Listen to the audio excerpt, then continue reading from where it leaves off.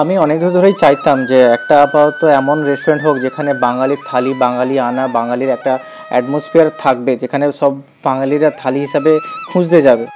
Actually কলকাতায় এমন জায়গা আছে যেখানে হচ্ছে বাঙালি আনার, বাঙালিকে তুলে ধরার জন্য খাওয়ার এবং তারা সেই রকম ডেকোরেশন করে থাকে, কিন্তু আমাদের হলদিয়া, পূর্ব মেদিনীপুরে এরকম নেই। তো এই প্রথম হচ্ছে আমি বাঙালি বলে রেস্টুরেন্ট খুলেছে, যেটা তমলুকে এবং খড়গপুরে রয়েছে।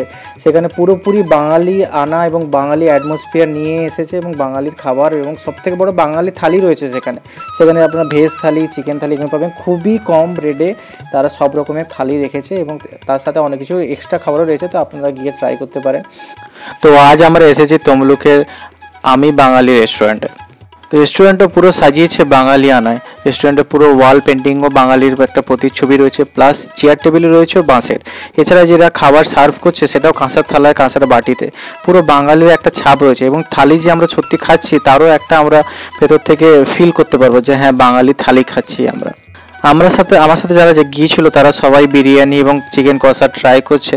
তো যেহেতু সবার বিরিয়ানি পছন্দ, তাই এরা সবাই বিরিয়ানি ট্রাই করছে, কিন্তু আমি তো নিজের ইচ্ছা একটা বাঙালি থালি অর্ডার করেছি, চিকেন থালি, তো সেটা পরে আসছি। প্রথমে এরা সার্ভ করছে যে বিরিয়ানি এবং তার সাথে দই, চিকেন কষা এরা সব সার্ভ করছে।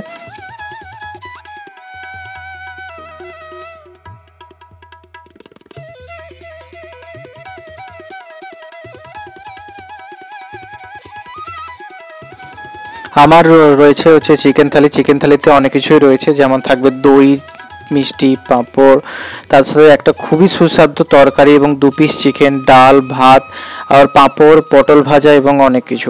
সব কিছুর সাথে আমি একটা জিনিসই বলবো, আমরা যে চিকেন অর্ডার করেছিলাম বা চিকেন যে থালি আমার রয়েছিল, তাতে 2 পিস যে চিকেন রয়েছিল সেখানে ভালোভাবে কিন্তু বয়েল হয়নি। এই কমপ্লেনটা আমি অনেক জায়গা থেকে শুনেছি, তাই আপনারাও ট্রাই করুন না, দেখুন ঠিক বলছি।